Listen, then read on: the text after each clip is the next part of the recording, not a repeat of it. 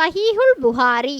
ஹஜ்ஜில் தவாஃபுல் இஃபாலா என்ற தவாஃப் செய்த பின்னர் ஒரு பெண்ணிற்கு மாதவிடாய் ஏற்பட்டால் என்ன செய்வது?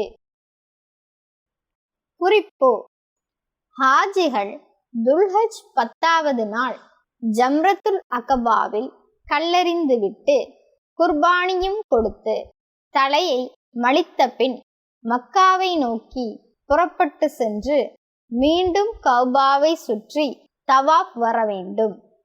இதனை தவாஃபுல் இஃபாலா எனப்படுகிறது. இது தவாஃபு சியாரா, தவாஃபு ருக்குன் ஆகிய பெயர்களிலும் அறியப்படுகிறது. ஹதீஸ் 328. ஹஜ்ஜின் போது நான் நபி ஸல்லல்லாஹு அலைஹி வஸல்லம் அவர்களிடம் சஃபியாவுக்கு மாதவிடாய் ஏற்பட்டு விட்டது என கூறினேன். அதற்கு நபி அவர்கள், அவள் நம்மை பயணத்தை விட்டு நிறுத்தி விடுவாள் போலிருக்கிறதே, உங்களுடன் அவள் தவாஃப் செய்யவில்லையா என்று கேட்டார்கள். தவாஃப் செய்துவிட்டார் என அங்கிருந்தோர் கூறினார்கள்.